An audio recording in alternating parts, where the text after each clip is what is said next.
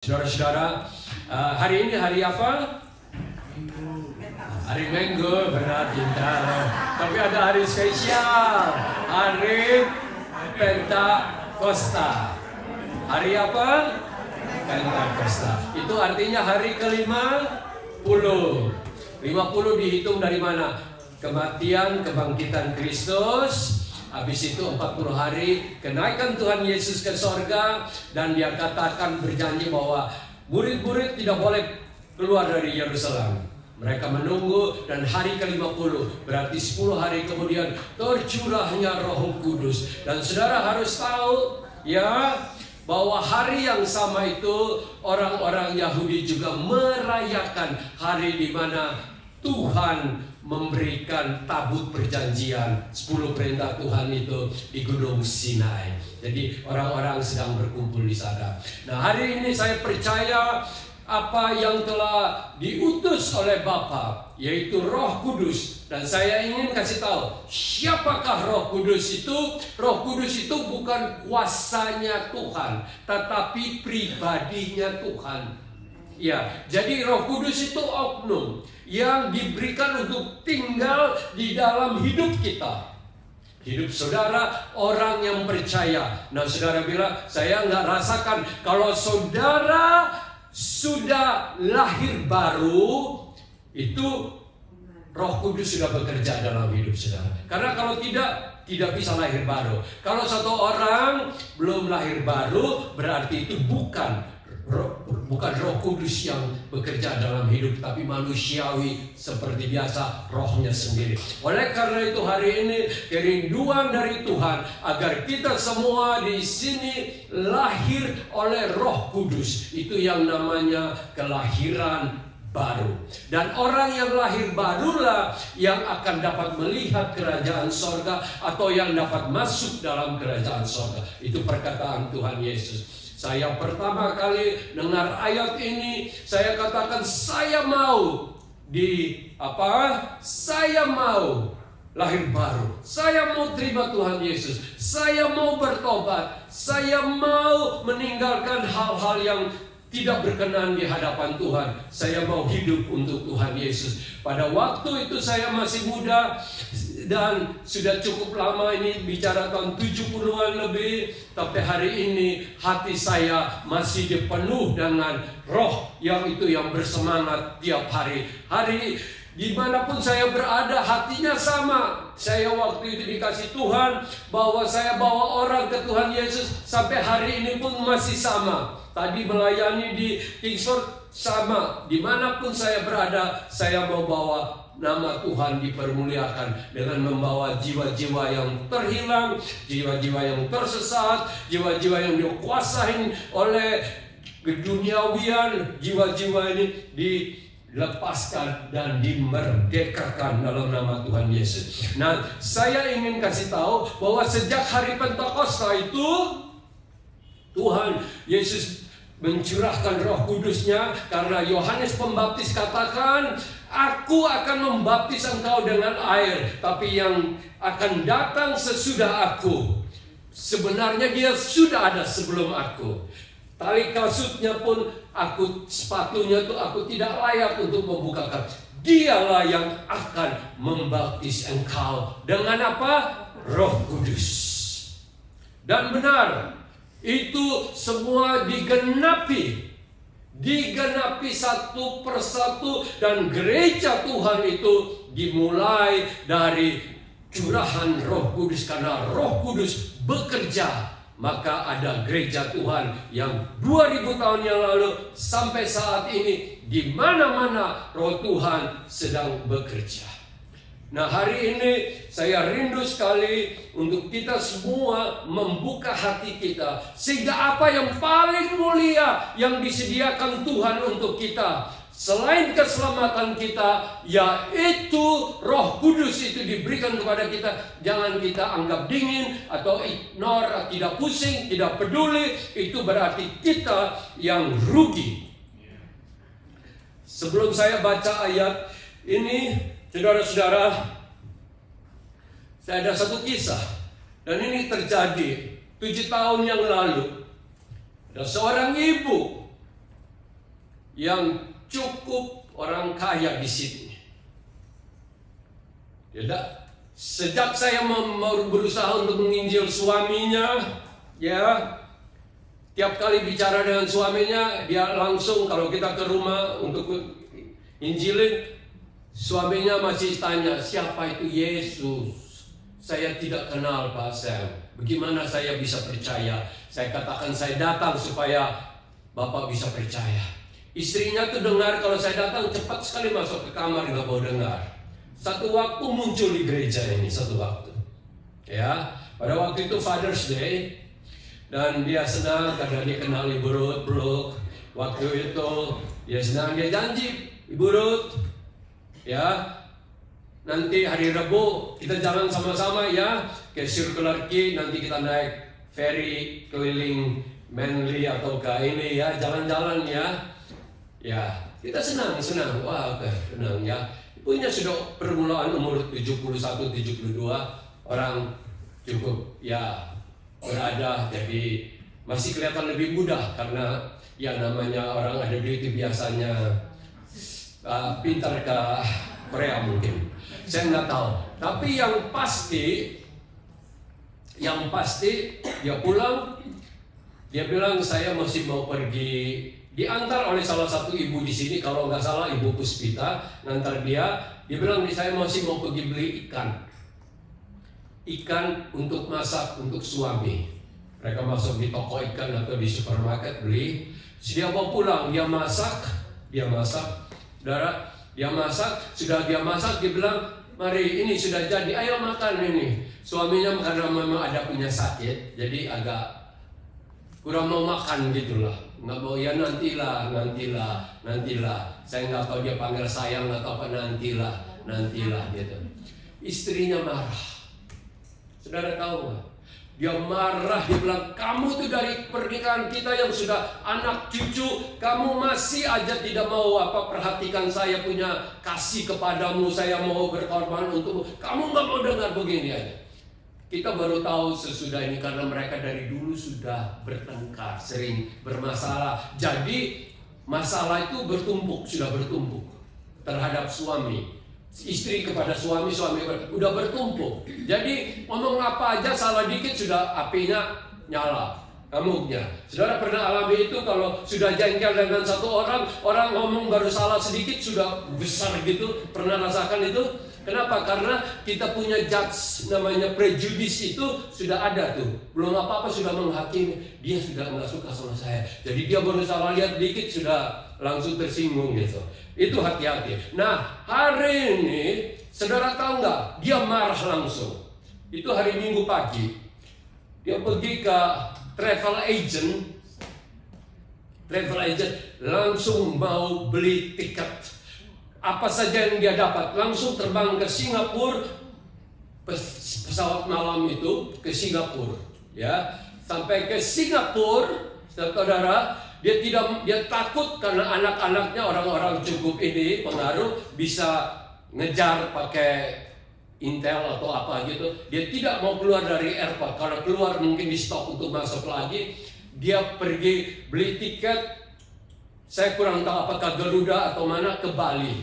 Dalam perjalanan ke Bali dia naik taksi, dia pergi ke toko yang bahan bangunan beli tali.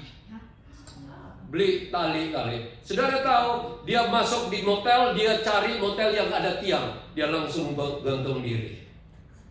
Anak-anaknya tuh tiap menit tanya, Ibu Ruth, tahu Mama di mana? Kita bilang dia terakhir di sini, tapi habis itu kita sudah tidak tahu. Dia waktu diketemukan 1-2 hari kemudian baru tahu ada hotel. Sesudah lihat banyak dengan Intel Indonesia, lihat kamera, baru dia ada pakai ini ke motel ini. Waktu buka di kamar orangnya sudah. Saya hanya ingin tahu, hari ini saya rindu supaya tidak ada satu dari kita di sini yang memiliki begitu macam hati yang begitu kecewa dengan hidup sampai ambil keputusan untuk melakukan demikian. Ya, saudara-saudara, kenapa itu bisa terjadi di dalam seseorang? Karena mari kita baca di Yohanes 7 ayat 3. Ini kita bicara sekitar hampir 7 tahun yang lalu.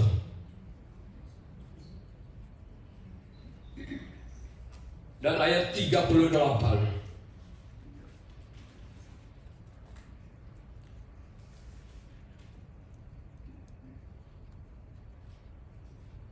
Dan pada hari terakhir, yaitu pada puncak perayaan itu, Yesus berdiri dan berseru, "Barang siapa haus, baiklah ia datang kepadaku dan minum.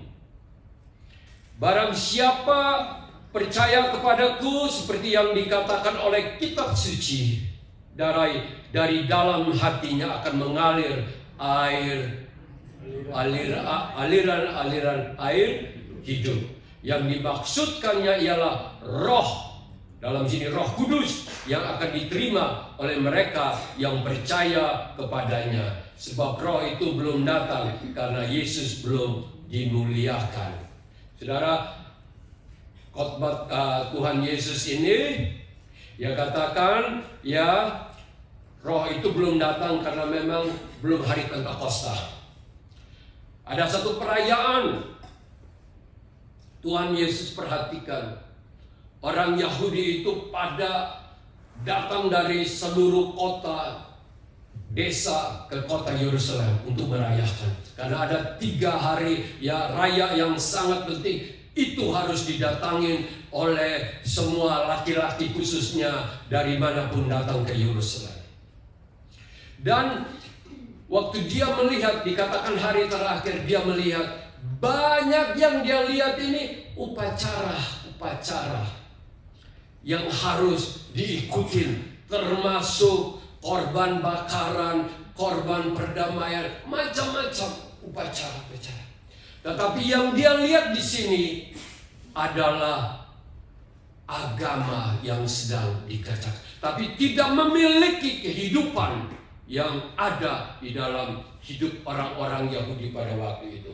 Sehingga waktu dia lihat, penuh di belas kasihan, dikatakan, ya, barang siapa yang haus. Dia tahu orang-orang yang melakukan itu adalah orang-orang yang haus, tetapi tidak tahu bagaimana cara jalan keluarnya. Sehingga hanya melakukan semua upacara tanpa memiliki spiritnya atau esensi daripada upacara itu. Dan Tuhan Yesus katakan, barang siapa yang percayaku, ya, kepadaku dan minum. Jadi datang, percaya, dan minum. Roh Kudus, tadi saya sudah baca itu, Roh Kudus itu jangan hanya kita tahu, jangan hanya sebatas kita dengar siapa dia, tetapi harus kita, di sini dikatakan minum. Kita minum, kita harus alami, kita harus membuka diri. Kalau orang mau minum air, dia harus buka, ya, ambil air, minum, bukan? Mulutnya harus terbuka, dan dari dalamnya juga harus menerimanya, kalau nggak keluar lagi. Oleh karena itu, di sini kita harus membuka diri kita untuk minum kuasa yang paling mulia yang ada di universe ini, yang menciptakan alam semesta ini. Karena saudara baca di Kejadian 1 ayat 1, ya, pada penciptaan dikatakan apa? Pada mulanya Allah menciptakan langit dan bumi, dan roh Allah, Roh Kudus, Roh Allah itu melayang-layang, dan dari situlah terciptanya. Jadi kuasa yang paling mulia itu hidup di dalam hidup kita. Perlukah kita bersyukur atas ini? Ada orang yang menantang Roh Kudus. Oh, itu pada zaman Kisah Rasul saja, zaman murid-murid aja. Sekarang sudah tidak ada. Itu dia sudah menutup dirinya terhadap kuasa yang paling besar di dalam hidup kita.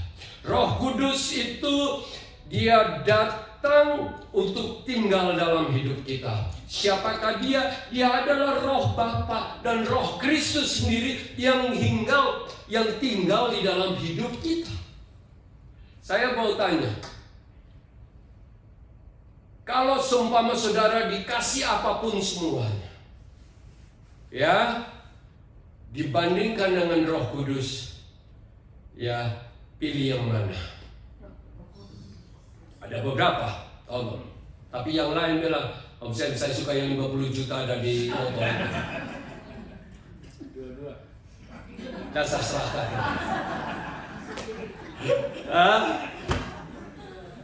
No, saya bukan bilang karena semua harta yang meninggal ini sesudahnya, tahu nggak?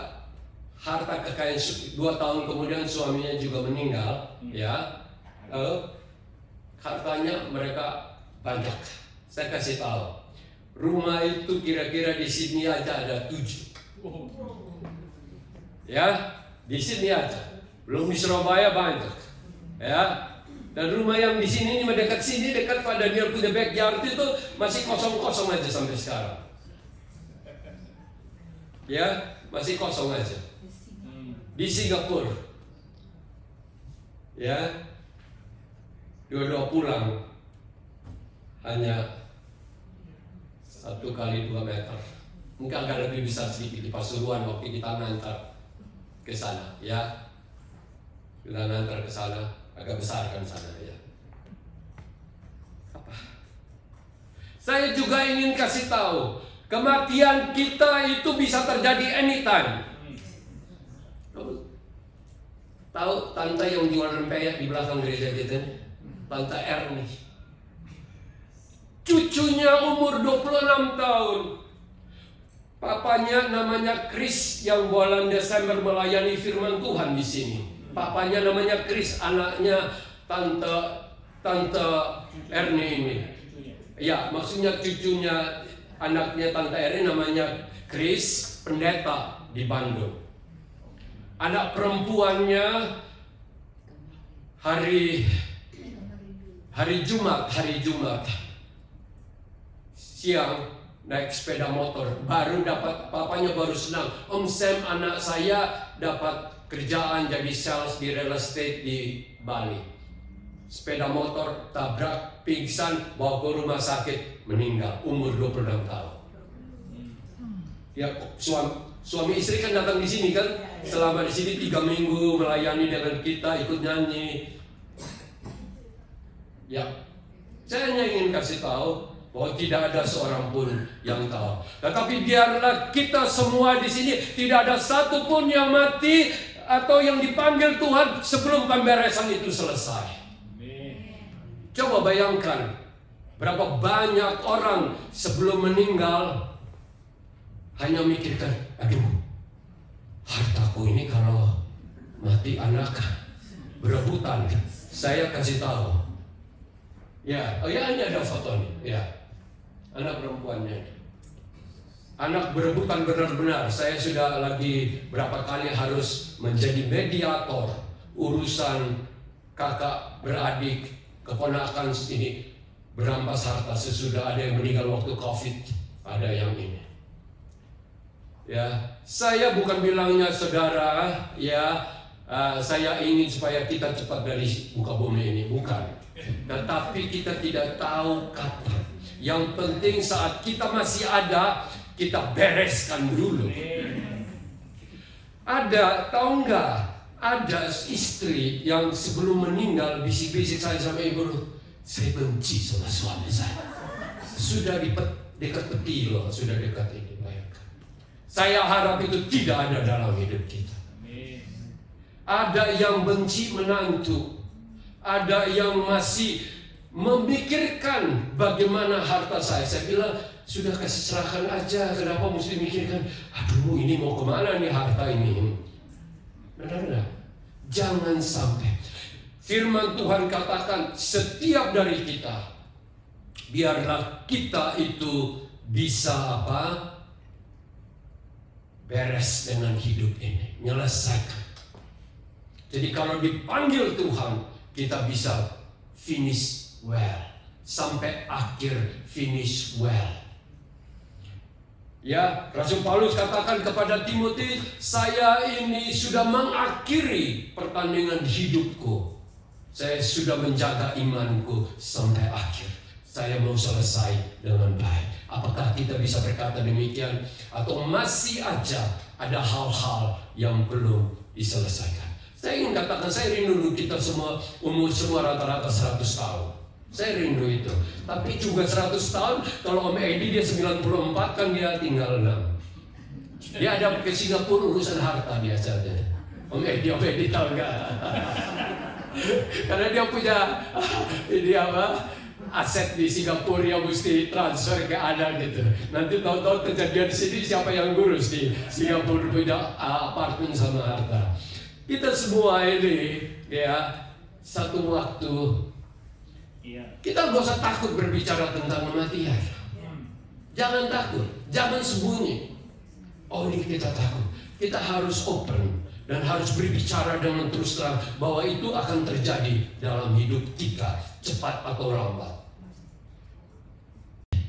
Atau yang kedua, kedatangan Tuhan Yesus Kristus. Benar kan? Kalau Tuhan Yesus datang dan mengangkat kita, tentu semuanya akan diingat. Oleh karena itu dari perkataan Tuhan Yesus, barang siapa yang percaya dan minum dari air yang akan kuberi, yang dimaksudkan adalah Roh Kudus, dari dalamnya akan apa?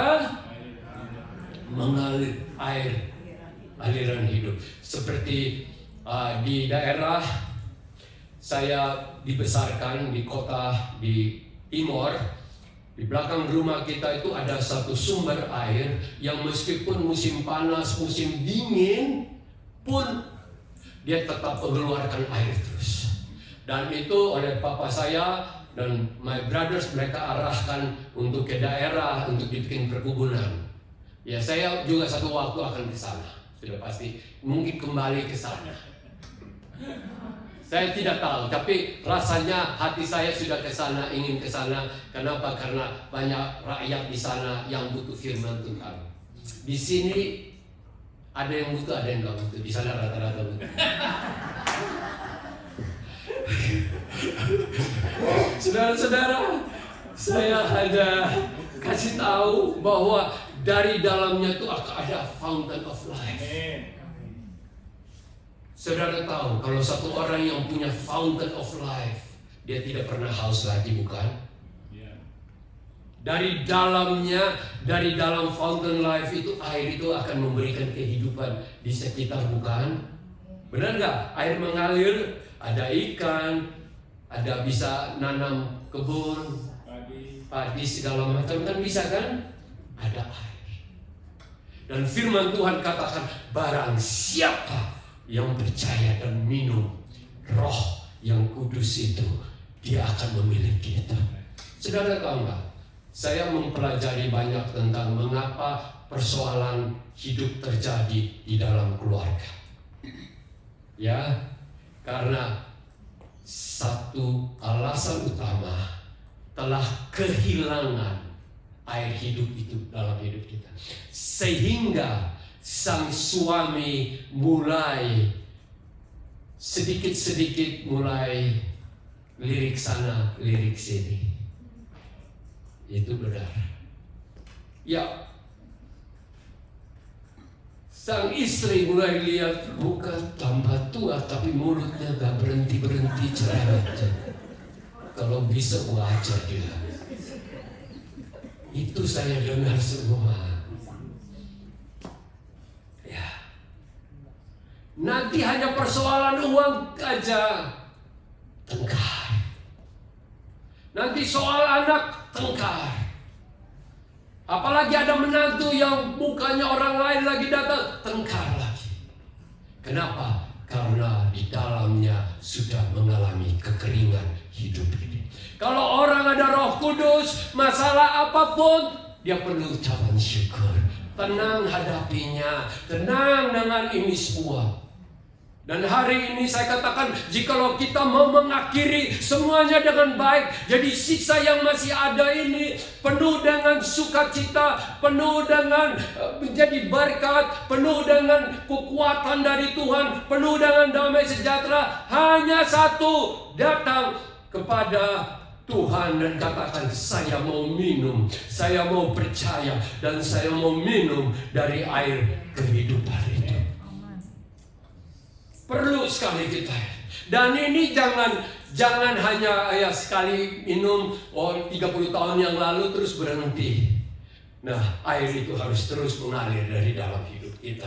Dan selalu katakan, Roh Kudus tuntun saya setiap hari. Roh Kudus tuntun saya setiap hari. Kenapa? Kalau kita ada di situ, saudara-saudara, hidup ini akan ini. Banyak orang pikir kekristenan itu hanya sebatas agama. Salah. Hubungan yang intim dengan Kristus, di mana Ia ada di dalam kita dan kita ada di dalam Dia, itulah yang memberikan kita kekuatan, kemenangan di dalam hidup ini.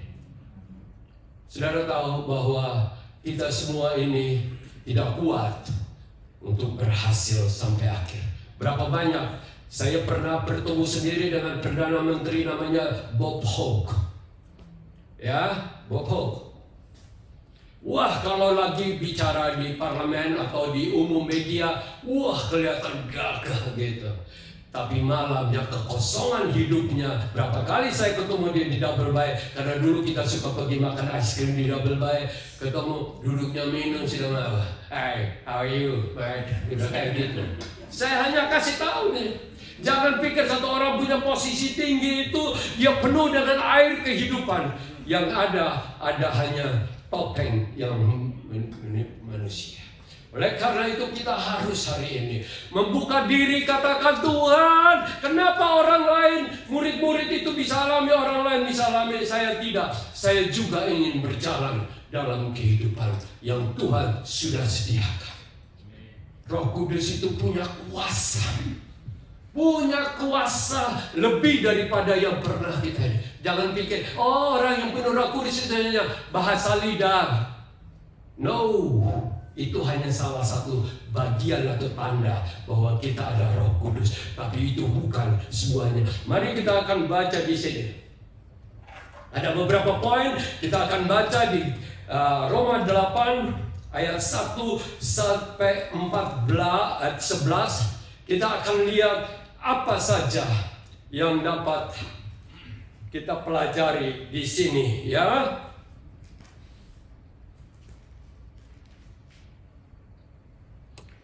Oke. Poin pertama, ayat pertama, demikianlah sekarang, Roma 8 ayat 1 sampai 11. Demikianlah sekarang tidak ada penghukuman bagi mereka yang ada di dalam Kristus. Roh yang memberi hidup telah memberikan kamu dalam Kristus dan hukum dosa dan hukum maut. Sebab apa yang tidak mungkin dilakukan oleh Taurat, tak berdaya oleh daging, telah dilakukan oleh Allah. Saudara-saudara, di sini katakan bahwa Roh Kudus itu memberikan kita kemenangan atas dosa. Tidak bisa menang dengan bisanya mengerti firman Tuhan, karena Rasul Paulus itu sendiri ahli dalam firman Tuhan. Tetapi di dalam Roma 7 dia katakan setiap kali dia mau berbuat yang benar, benih dosa itu bekerja untuk membuat dia tidak mampu untuk melakukan. Akhirnya yang muncul adalah jahat yang muncul dari dia. Tetapi sejak dia mengenal Kristus dan Roh Kudus itu bekerja dalam hidupnya, dia dimerdekakan. Bahkan dikatakan kuasa maut itu pun dikalahkan. Tidak ada lagi yang namanya hukuman itu di dalam hidup kita. Kenapa? Karena Roh Kudus itu bekerja dalam hidup Rasul Paulus dan kita di sini. Setiap kita, Kalau kita rindu untuk dimerdekakan dari kuasa dosa yang mengikat, hanya satu: dengar pimpinan Roh Kudus yang diberikan kepada kita. Saudara, sebagai manusia kita semua, kalau orang menyakiti kita, kita ingin balas. Ingin menyakiti kita, kita rasa tersinggung. Ingin berbuat sesuatu kata-kata yang tidak enak. Kita ingin juga kalau bisa cerita orang lain bahwa dia begini-begini. Itu sudah normal bagi manusia. Maka kita lihat perang itu nggak pernah selesai. Kenapa? Karena satu bilang begini, satu balas begini. Satu bilang begini, satu balas begini. Tapi kalau kita yang ada di dalam Roh Tuhan, di bawah pimpinan Roh Tuhan, kita punya kuasa untuk memerdekakan. Jadi orang membenci kita pun, kita bisa mengasihi dia. Tidak mungkin kalau kita bilang dengan kekuatan kita sendiri mengasihi orang yang menyakiti, tidak mungkin. Tapi kalau orang yang ada Roh Kudus, seperti Tuhan Yesus di atas salib itu, orang yang menyakiti dia apa? Mengampuni. Inilah hidup dalam kuasa kemenangan atas dosa di dalam Roh Kristus, Roh Kudus, Roh Bapa, Roh Kristus itu. Kita hidup di dalamnya akan memperoleh kemenangan. Daging kita itu lemah. Daging ini jangan pikir kita hebat.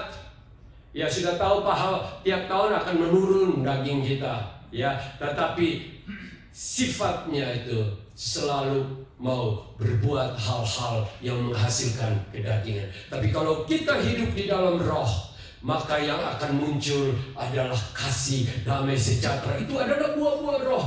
Sukacita, kemurahan, kesetiaan, kebaikan, penguasaan diri, kesetiaan, semua itu ada saat kita hidup di dalam Roh.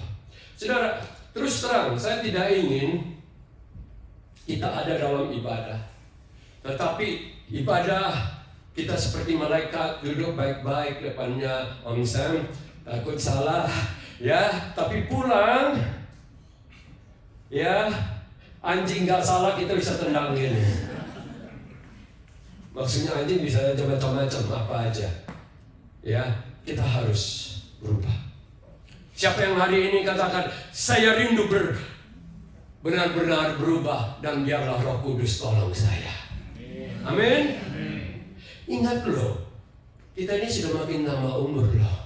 Sama anak-anak tuh jangan terlalu kayak keras gitu loh. Nanti satu waktu dia benci kita sudah nggak berdaya loh. Bener loh. Mendingan selalu berdoa, selalu berikan nasihat, kata-kata yang baik yang muncul, jangan kata-kata pahit. Ada orang baru keluar mulut berapa kata aja kita rasanya kepahitan yang datang ini. Ya, tapi biarlah mulai dari hati kita. Benar. Khususnya yang ini yang ada suami dan istri ya. Ini istriku, I love you. Ya. Dan saya ingin katakan kepada saudara, itu memberikan dia semangat hidup. At least ada satu pribadi yang mengasihi dia. Mungkin dia ditolak di luar, di bos, di tempat kerja lagi disakiti, tapi di pulang dia dapat itu kekuatan untuk dia. Okay. Dan di sini kita lihat yang kedua kita bisa belajar di sini, yaitu ya ayat ini. Ayat kelima, sebab mereka yang hidup menurut daging memikirkan hal-hal dari daging. Mereka yang hidup menurut Roh memikirkan hal-hal yang dari Roh. Yes, orang yang ada dalam Roh itu pikirannya itu selalu memikirkan, Tuhan, apa yang bisa saya lakukan untuk orang ini? Bukan yang bilang apa yang saya bisa makan dari orang ini. Karena ada cerita dulu saya waktu baru datang dengan Tuhan Yesus, waktu datang baru belajar, terus ada pendeta dari Indonesia namanya Yusuf Roni. Dia bilang begini, orang itu manusia lucu banget ya. Kalau miskin tiap pagi bangun, Tuhan, apa yang kita mau makan Tuhan? Ya, makan tidak ada. Ya, Tapi kalau sudah mulai cukup uang, Tuhan, kita mau makan di mana ini hari ini, Cangcut atau di Hershey atau di KFC atau di mana? Benar kan? Pilihan Anda. Tapi kalau orang sudah kaya benar tuh, bangun pagi-pagi, siapa yang saya harus makan? Itulah sifat manusia. Tetapi kalau kita memikirkan hal-hal yang roh, kita punya hati selalu yang mengalir kebaikan.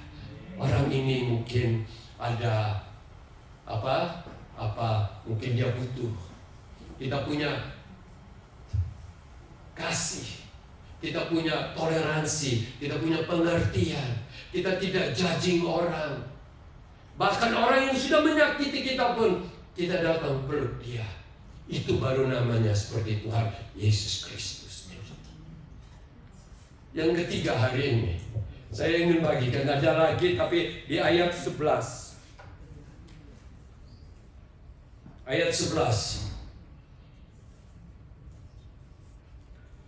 Dan jika roh Kristus yang telah membangkit, roh Bapa, roh Kristus itu semua sama. Dia yang telah membangkitkan Yesus dari antara orang mati di dalam kamu, maka ia yang telah membangkitkan Kristus dari antara orang mati akan menghidupkan juga tubuhmu yang fana itu oleh rohnya yang diam di dalam kamu. Saudara tahu, roh yang ada dalam kita itu punya kuasa lebih besar daripada yang kita ngerti.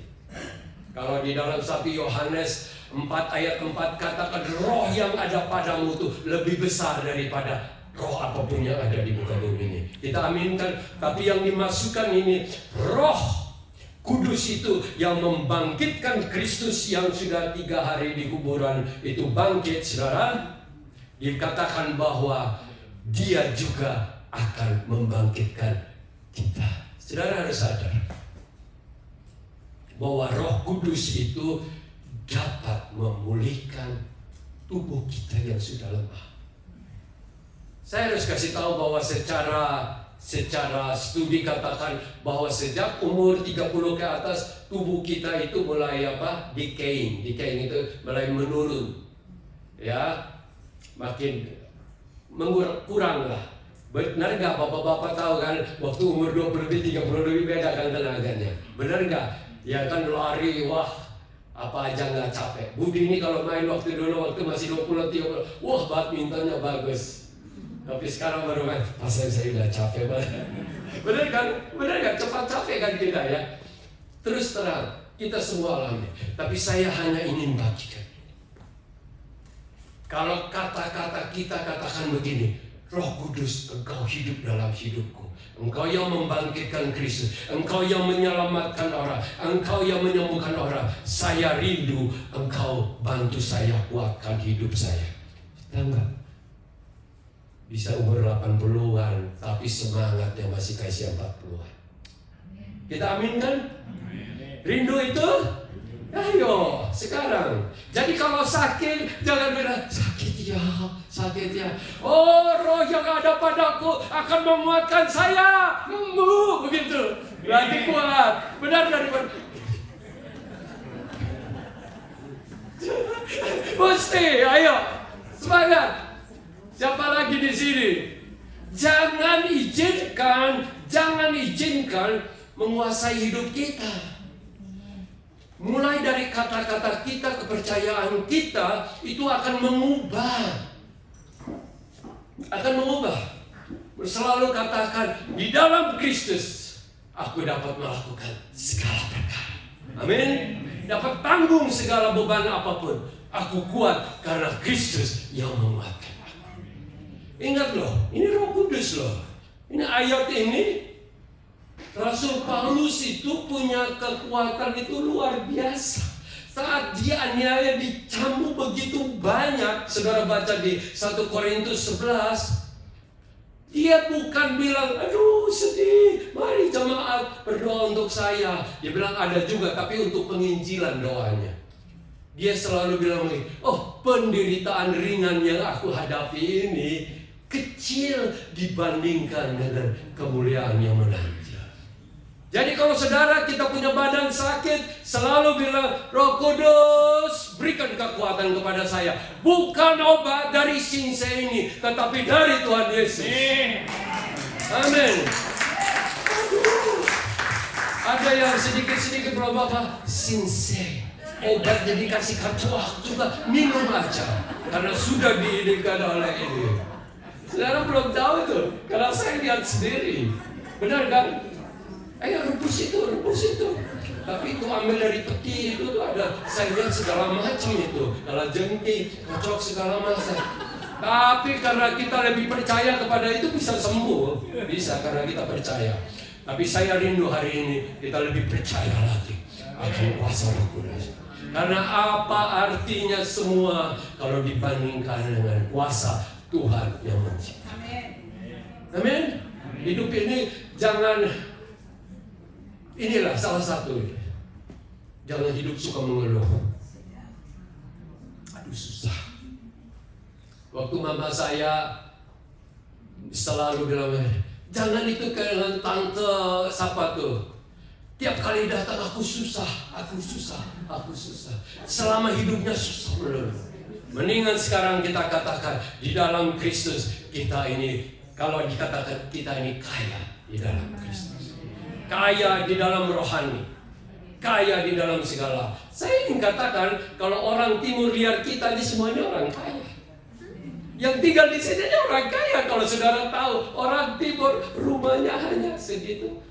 Ada yang sudah kaya pun, saya lihat berapa orang sudah kaya, uang begitu banyak, selalu kurang ya Pak Sete, kurang. Ada aja. Itu berarti kita punya otak ini sudah terikat, jiwa kita sudah terikat. Kalau kita mau pakai itu aja juga seumur hidup kita nggak selesai dipakai. Benar nggak? Cuma selalu kurang benar. Oleh karena itu, kuasa Roh Kudus itu boleh saja 2000 datang, tapi kalau itu tidak mengubah hidup kita, cara berpikir kita sama saja. Yang ada hanya upacara, sehingga Tuhan Yesus katakan mereka haus, kosong dalam hidup ini. Tapi kalau kita ada dalam Tuhan, kita akan penuh kuasa. Saudara-saudara, kalau saudara ingin kuasa, hari ini katakan, Tuhan, saya ingin minum itu. Dan bukan satu hari, tiap hari katakan, Tuhan Roh Kudus pimpin aku. Tiap bangun pagi, Roh Kudus pimpin aku. Lagi masalah, Tuhan pimpin aku. Mau melayani, Tuhan pimpin aku. Seperti Bu Susan, dia bilang, Tuhan pimpin aku. Bisa saja kecelakaan tadi malam kan agak hujan-hujan. Bisa saja. Kalau bukan Tuhan yang tolong, bisa terjadi. Anaknya Kriswanto itu hanya accident. Udah, bisa gone. Oleh karena itu saudara-saudara, maukah kita hidup di dalam kuasa kemenangan? Maukah kita hidup di dalam kuasa roh? Bukan ini, hidup kita dipimpin oleh roh. Pikiran kita selalu pikir, Tuhan, apa yang Engkau ingin saya kerjakan di muka bumi ini? Benar enggak? Jangan hanya bangun mikirin makan di mana nih, makan di mana nih.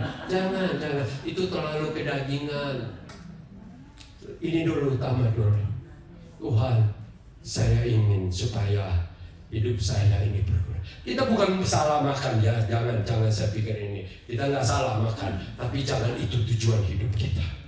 Tujuan hidup kita adalah hal-hal roh, hal-hal surgawi, hal-hal yang di atas. Karena semua ini akan berlalu. Saya kasih tahu.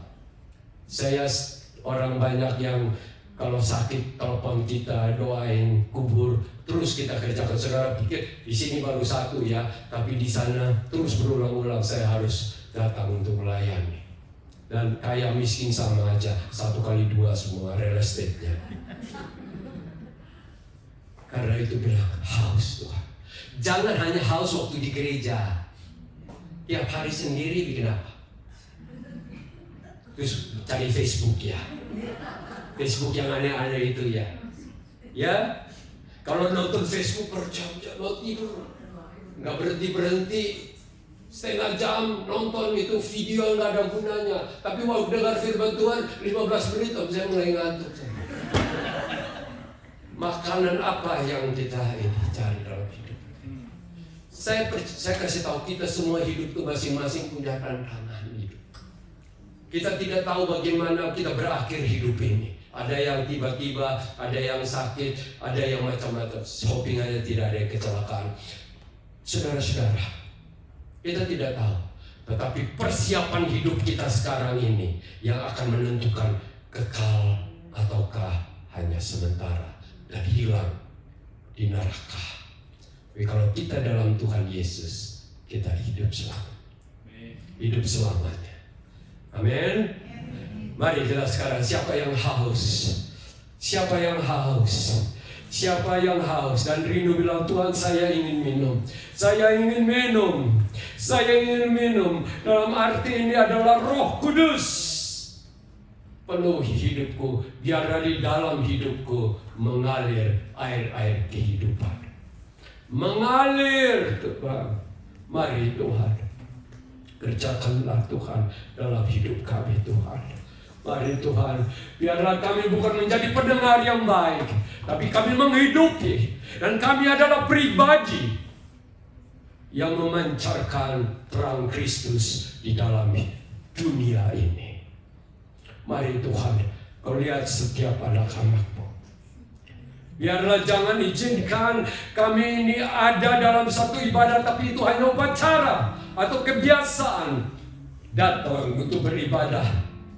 Tapi sebenarnya hati kami tidak terpaut kepadamu, tidak dekat denganmu, dan tidak hidup di dalammu Tuhan. Mari Tuhan, hamba berdoa satu persatu. Hamba-Mu akan berhenti berbicara, tetapi kiranya Engkau akan terus berkarya. Hari Pentakosta kami terima bahwa Engkau mencurahkan Roh-Mu, dan Engkau tidak pernah mengangkat kembali Roh-Mu hingga saat ini. Tapi biarlah hari ini kami penuhi dengan Roh-Mu.